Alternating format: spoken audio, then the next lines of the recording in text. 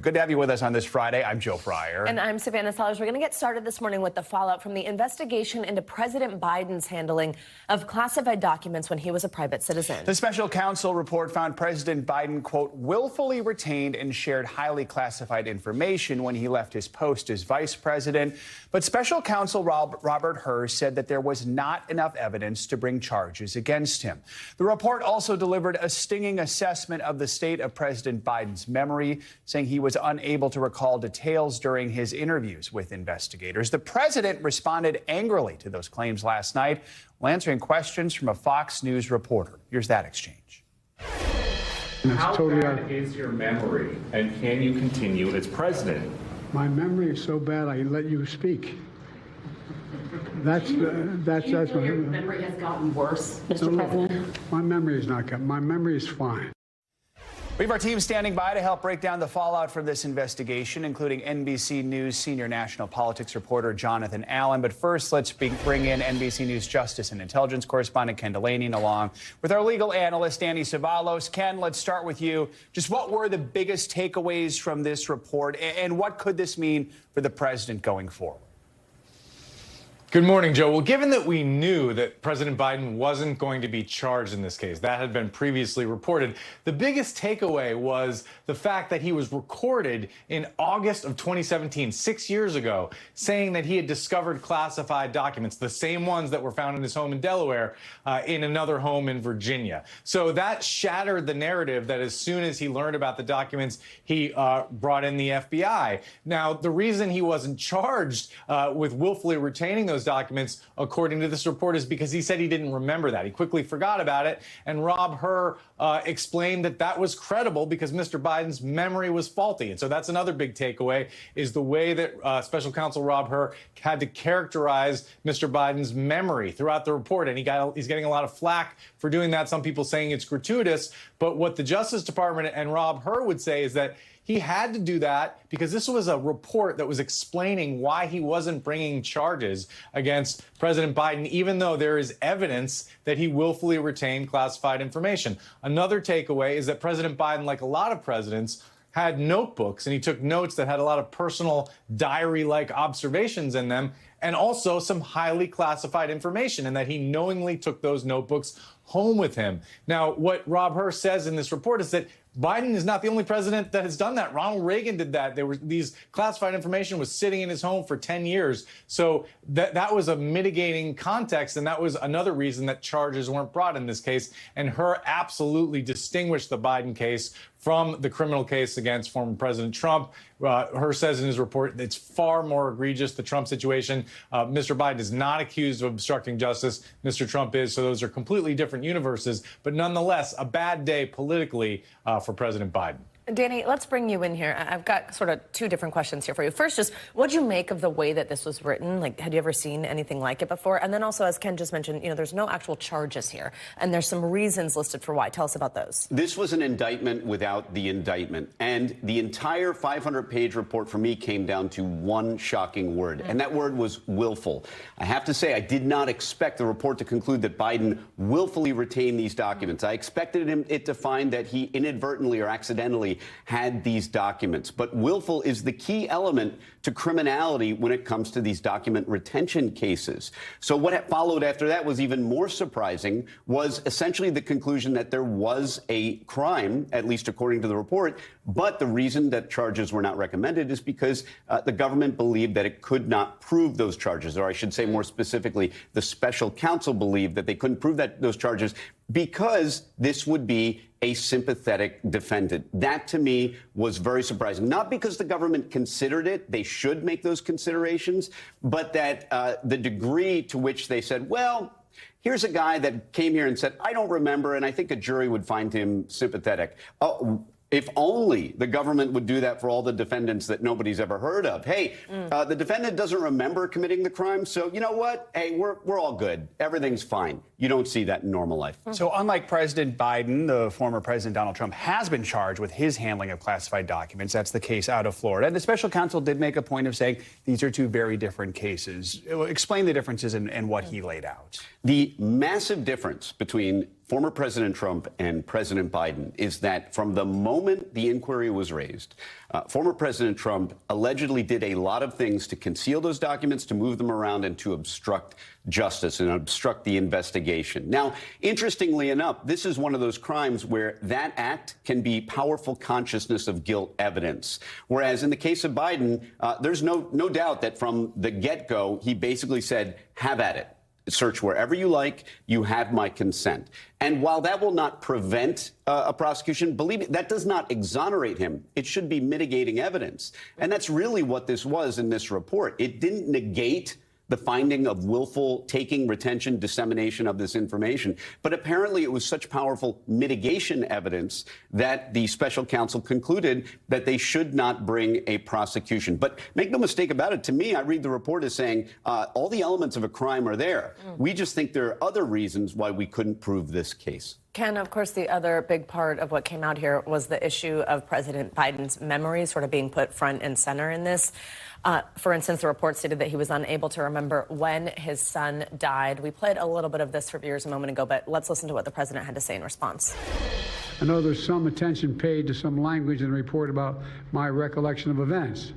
There's even reference that I don't remember when my son died. How in the hell dare he raise that? Frankly, when I was asked the question, I thought to myself, it wasn't any of their damn business. Walk us through how Hur came to this conclusion in his report, exactly what it said about his memory.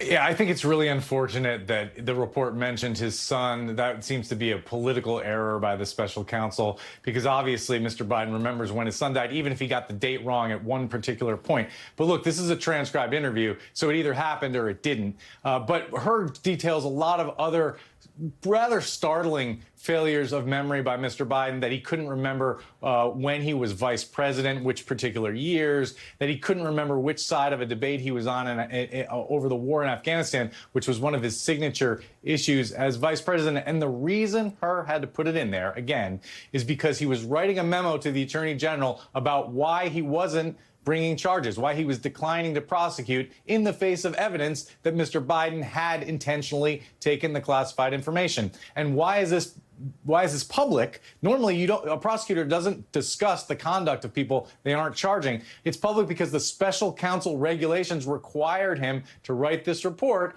and Attorney General Merrick Garland had vowed a long time ago to make all these special counsel reports public. Now, he's getting criticized for that by Democrats, but he was in a really tough spot. And imagine the outcry if Merrick Garland had decided not to make this public or had tried to edit it in some way to favor Joe Biden. All right. Ken Delaney, and thank you so much. Danny, you're going to stick around to help us break down the Colorado ballot hearing in just a moment. For now, let's take a closer look at the political fallout surrounding this report. NBC News senior national politics reporter John Allen joins us on this. John, good morning. So Trump and Republicans have already been critical about Biden's age, before this report, but we've also seen in polling that his age and his memory have been a topic of concern for voters 9 months out from the election. What do you think? What are the political consequences here? It's a great question, Savannah. Obviously, we're not going to know exactly what they are for many months, and we'll see, the extent to which this continues to be, this particular report that we have now seen continues to be an issue for Biden. But it is absolutely the number one thing in polls that you see that voters are concerned about. It's not just Republicans who are concerned about his age. There are also many Democrats who are concerned about his age. And the age question is often a proxy for, for concerns about his mental acuity. And so when you look at this report coming out yesterday that says, basically they didn't charge him because they found him to be a nice elderly man with memory lapses, that is, politically damaging to Biden. Don't take my word for it. I spoke to several Democratic operatives and a member of Congress yesterday who, basically all said that this is a nightmare. So, yeah, and John, so there are many who feel that then Team Biden needs to do something to try and reassure voters that his age and health won't be an issue. Do we know, is there a plan in place? How do they plan to address this issue during the election? I mean, the first way that they're trying to address it is through his remarks last night at the White House. You saw, Biden fiery at one point. You guys showed the clip there. He used the words hell and damn. Biden in private quarters is well known to use stronger language than that, but typically in public, when he uses words like that, he's really trying to emphasize his anger, and that anger, I think, is a sign of vitality. More broadly, he took questions last night. He typically doesn't take a lot of questions from reporters, but he took several questions from reporters. So I think that was an effort on the part of the White House to start addressing that last night. Unfortunately for Biden, there was a moment when he mixed up the Egyptian leader with the Mexican leader after having gone back to the podium to take one last question. He was walking away. He was done with the press conference, and then decided to answer one last question and had an error that is typical of some of the ones he's had recently. John, of course, former President Trump has his own problems when it comes to the handling of classified documents after being in the White House, something that Joe pointed out. He's facing federal charges over that. As Danny said, there are clear differences in just the fact that ultimately nothing is being pursued here. But does this report neutralize that at all? Do you think this sort of as a political issue in November, just the fact that there are similar headlines about both of these men? For people who love Donald Trump, this absolutely neutralizes this issue. For people who love Joe Biden, it absolutely does not. And the key question is going to be, at least with regard to these particular cases, whether that small set of persuadable voters looks at this as a situation where they both kind of did the same thing, and one of them is being, exonerated, and one of them is being prosecuted. To your point, Danny made the point, and as did the special prosecutor here, made the point about the distinction between these two things. That may be lost on folks who don't pay a ton of attention to the daily twists and turns, but also go out and vote. All right, so important. John Allen, thank you so much. Good to see you. Now, the fate of former President Trump's appeal to stay on the Colorado primary ballot now in the hands of the Supreme Court. Now, the High Court heard arguments yesterday over whether the state of Colorado has the power to remove Trump from the Republican primary ballot because of his alleged meddling in the aftermath of the 2020 election that led to the January 6th attack at the Capitol. The justices expressed doubt that states can use the 14th Amendment's insurrection clause to bar presidential candidates from the ballot, giving Trump confidence they will rule in his favor. It's unfortunate that we have to go through a thing like that. I consider it to be more election interference by the Democrats. That's what they're doing. I think it was well received. I hope it was well received. You have millions of people that are out there wanting to vote, and they happen to want to vote for me or the Republican Party, or whatever you want to, however you want to phrase it. Danny Savalos joins us once again. So one of the questions here is, perhaps different states could come to different conclusions as to whether a candidate like the former president should be on the ballot, which raises the question, maybe it's Congress that should be in charge of actually enforcing this Section 3 of the 14th Amendment. What were your big takeaways from this 2-hour hearing? Yeah, there are so many complex legal and constitutional issues here, so I'll try to boil them down. And really, the disqualifiers here face their toughest questioning from the liberal-leaning side of the court. And those justices basically asked the question point blank: how do you reconcile that a ruling in your favor would allow a single state to decide a presidential election? I mean, you could take it further. You could say four judges on the Colorado Supreme Court end up making that decision. How do you square that? And it is a powerful question. I think it came from Justice Kagan or Jackson. They had some of the toughest questions for the disqualifiers. And as to the nitty-gritty, there are so many different complex issues. Number one, does this even apply to a candidate and not an actual office holder? Can you elect him and then deal with the thorny issue of, hey, we just elected somebody who's not qualified to be the president? There are a number of other potential legal issues, but all of these are off-ramps for the justices to decide this case in favor of Trump. Any one of them goes against the disqualifiers, and it appears they lose. Justice Ketanji Brown Jackson was the only one who really kind of dug in on the concept and definition of insurrection and pushing Trump's team on whether or not that happened. How important is that just for kind of being established here? Did that moment matter a lot in this context? And how did Colorado do on that point? Oddly enough, compared to the other constitutional issues, it may be of lesser importance. Consider, for example, a finding that Donald Trump engaged in insurrection. Well, that is a fact-intensive filing, and in fact, a finding rather. And in fact, Colorado used an expert to interpret words by Trump, right? Well, those are all specific findings of fact in a specific court. Another court in another state, another secretary of state outside of court, they may arrive at a different set of facts using a different kind of due process or procedure. So that's probably why the Trump team didn't really focus on the actual insurrection as much as people thought they might, because it doesn't really help them. What really helps them is a finding that Donald Trump is not an officer within Section 3. Why? Because that would be a global finding, one of the few global findings that would apply nationwide, and it would end this for the Trump team. Whereas, for example, if you find that Donald Trump didn't get due process, hey, he didn't get due process in this case, well, then you just go right back and give him more due process, and then you raise the same challenge again. Or if they argue this is a political question, it can't be decided by the courts, well, then you just have the Secretary of State make the decision. Now, that's no longer a defense. So the Trump team focused on the officer argument because it's one of the few global arguments that will win this and put it to bed for the Trump team once and for all. All right, we'll see if we get this decision by Super Tuesday, the Colorado primary, which is in early March. Danny, thank you for everything this morning. Appreciate it. Outside the Supreme Court chamber, former President Trump is a step closer to winning the Republican nomination. NBC News projects Trump has won the Nevada caucuses pretty handily with more than 99% of the vote. This is Trump's fourth straight win this primary season. Former UN Ambassador Nikki Haley was not on the ballot.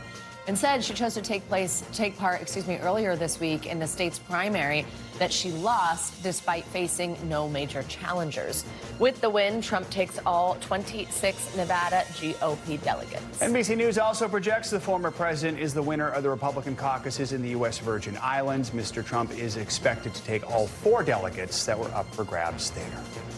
All right, a week ago, Punxsutawney Phil predicted an early spring this year based on this weekend's forecast. A week later, he just might be right. That's right. I mean, some of the country's really warm. Let's confirm with our own expert. We respect your opinion much more here. Michelle Grossman, good morning.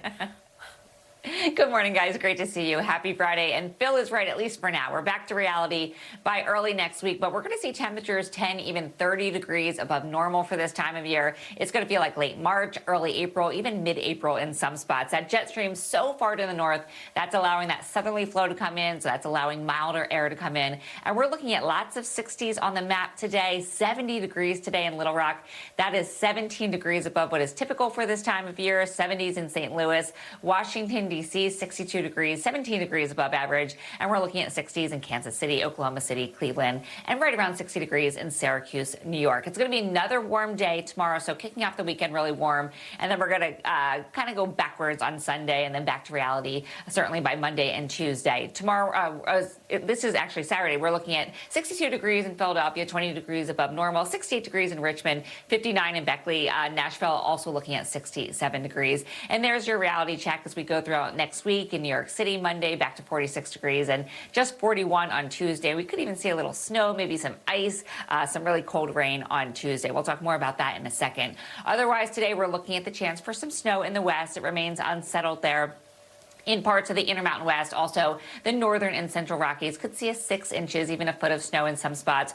Looking at some PM storms in parts of Texas, into Arkansas, Tennessee, a little bit into the Tennessee Valley. So as we go throughout tomorrow, we're looking at that stretching. As we go throughout the south, across the south, we're looking at periods of heavy rain, could see some thunderstorms. Some of these storms could contain some hail, even some heavy rain. So we do have a chance for flooding in portions of the south tomorrow. And then as we go towards the northeast, the most part of the northeast into parts of New England, we're looking at showers there. Intermountain West contains some snow. We're looking at some really cold air in place. So we're looking at that expanding into parts of the Rockies as well. Dry West Coast, so we're looking good.